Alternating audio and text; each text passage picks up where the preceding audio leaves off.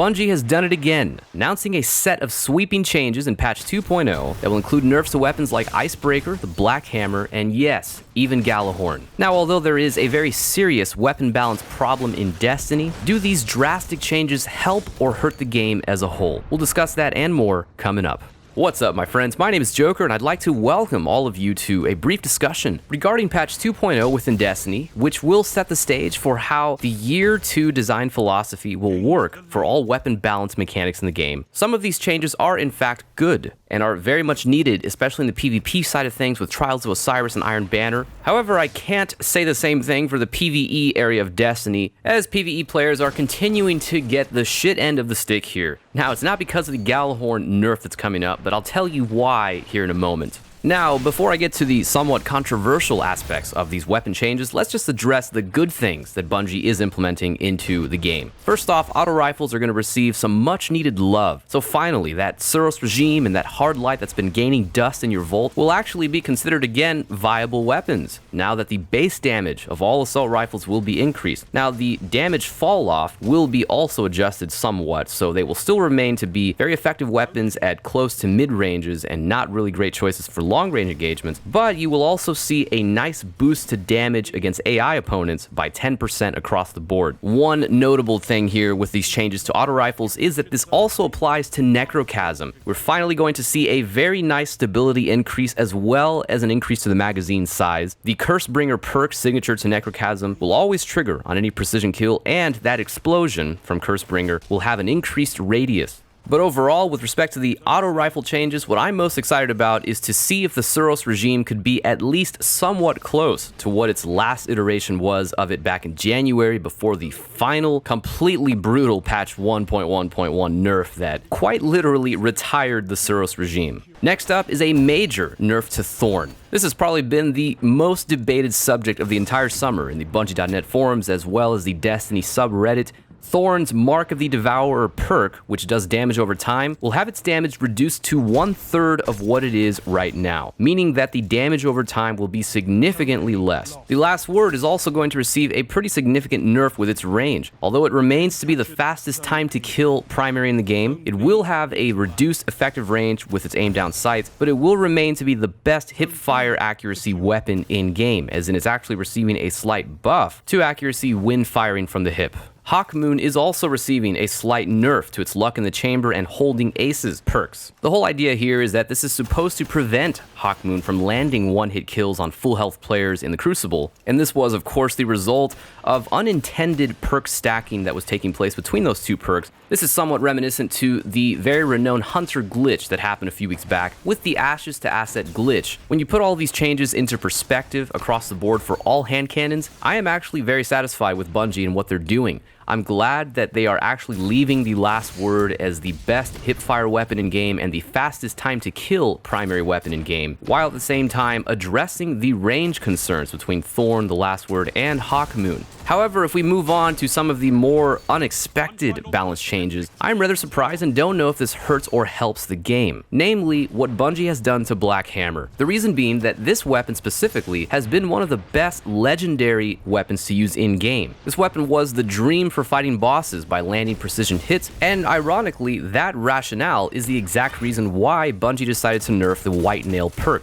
They didn't like the fact that we were basically capable of ending bosses faster than Icebreaker by just landing non-stop precision hits. So what they're doing now is that White Nail no longer gives you unlimited ammo. It actually draws ammo from your present inventory of ammo. So in other words, White Nail no longer gives you free ammo for every precision hit that you land. I feel like instead of taking away the stock design of the White Nail perk, it would have been better if Bungie would have instead dramatically decreased the rate of fire for the sniper, so it would have taken a lot longer in between every round that you could fire, while still rewarding players for landing consistent precision hits. This could have made Black Hammer a lot more challenging to use, while at the same time solving the problem of ending bosses way too fast. Icebreaker is also receiving a slight nerf in that the recharge time between ammo being refilled in the magazine will be increased to 8 seconds from its present 5 seconds. This particular change came as a big surprise to me because I love the Icebreaker for the entire game, and it begs the question, why is Bungie cutting away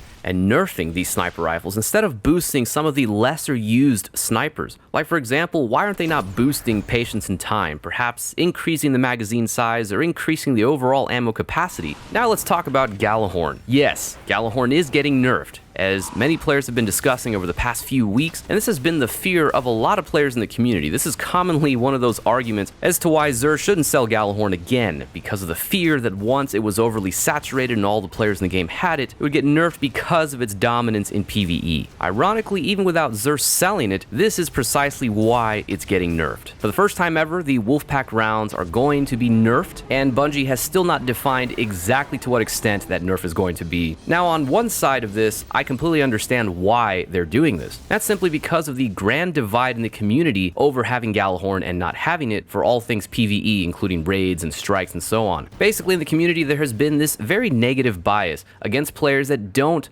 own Gjallarhorn, and of course gaining Gjallarhorn is all based on RNG, so it was really unfair to day one players, to a lot of players who I know, for Guardians who have played faithfully since launch and have never received Gjallarhorn as a drop. And Bungie addressed this unfortunate bias specifically in the rationale for why they're going to nerf Wolfpack rounds. However, on the other side of things, I am very hesitant as to whether or not this is actually the right decision for the future of the game. Gjallarhorn is the rarest weapon in the game if you don't count Hawkmoon, and it also happens to be the most powerful exotic to use against bosses in PvE. Personally, I think that it would have made more sense for Bungie to instead buff the other exotic heavies in the game, like Truth, like Dragon's Breath, which has been a very big disappointment of a weapon in itself. I believe that by buffing those weapons and many others in the heavy weapon category, it could easily solve the problem of too many players demanding that others have Gjallarhorn when it comes to looking for games, when it comes to trying to find raid groups. At the same time, it would maintain the status for Gjallarhorn being the most elite,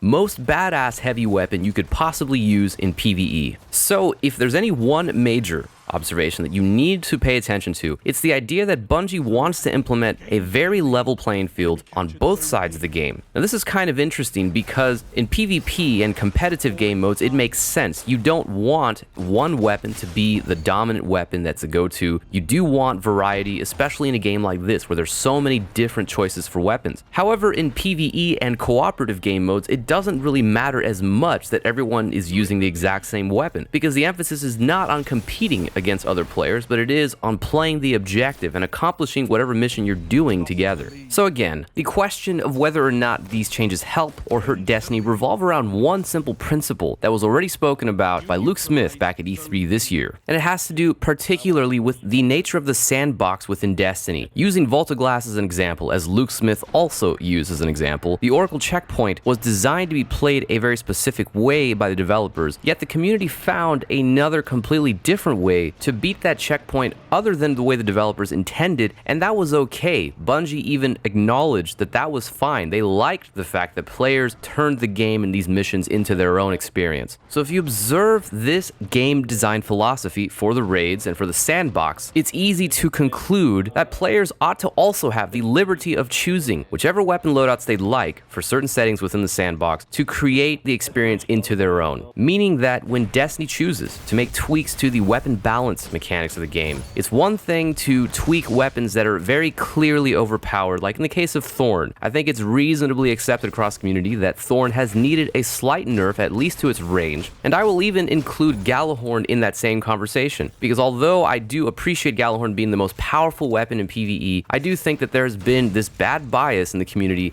against players who don't own that weapon. However, if Bungie's answer to changing weapon balance is to completely change and nerf the most popularly used weapons always for the rest of the game, this might be a dangerous path for the game itself and for that design philosophy around the sandbox, because then Bungie truly doesn't intend to allow players to just make the game into their own. They really want players to constantly change their preferred weapons and their preferred styles of play in PvE and PvP. And this leads to some pretty dangerous territory if you think about it. On one hand, you want the game to be fresh if you're thinking about game design. Yet Destiny has always been inherently repetitive. If you play Destiny, you pretty much are okay with grinding out the same missions and the same arenas over and over again. If the weapon design style is to constantly force players to change the weapons that they choose, then what Bungie is really saying to players is they don't want players to specialize in any one specific skill set of any one weapon. As Luke Smith himself has said before, there was a season for the Soros regime and then that season ended. Now we were in the season of the Thorn during the summer of 2015, and it seems like that season is coming to an end. So next up looks like the season of the Scout Rifle, and we'll see how long that season lasts. In terms of other pretty decent changes to weapon balance, sniper rifles are also getting some much needed love in terms of the OP nature of the final round perks on weapons like Ephrodite's Spear, in that the final round perk will only buff precision damage but not base damage. So in other words, no more final round one-shot kills shooting someone in the foot. So that should be somewhat decent of an adjustment to players, especially in Trials of Osiris, who deal with this problem. Likewise to shotguns, we're also seeing a decent nerf to range lethality. Weapons like Fellwinter's Lie and Party Crasher are now going to see a reduction in damage by shot package and by rangefinder. Unfortunately, however, this also applies to PvE, and Bungie has specifically stated there will be a damage reduction against AI combatants by 10%. That's really disappointing because if we go back to vanilla Destiny, shotguns were probably the most underused weapons in PvE simply because of damage output and range concerns. The 1.1.1 patch in the winter brought shotguns to an amazing new place in PvE, and now Bungie is claiming that this adjustment is a little bit too good,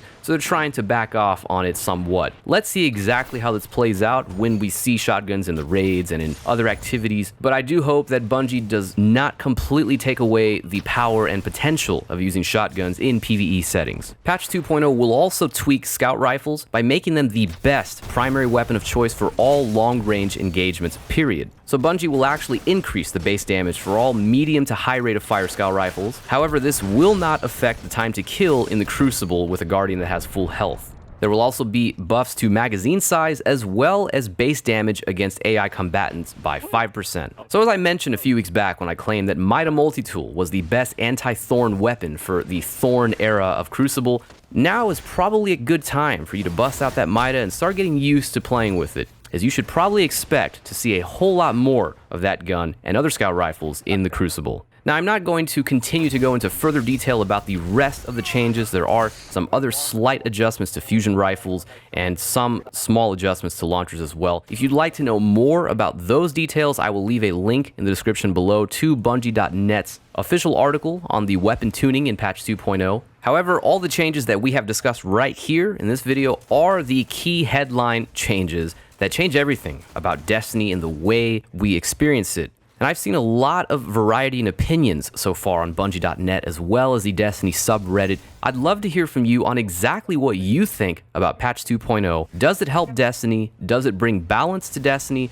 Or does it do more bad than good? If you stuck around for this part in the video, I do want to thank you very much for hearing out these thoughts and ideas. I do appreciate your time. My name is Joker, once again wishing all of you fellow Guardians out there a very awesome week. Like this video if you liked it, and thank you for hanging out and watching. I'll see you next time.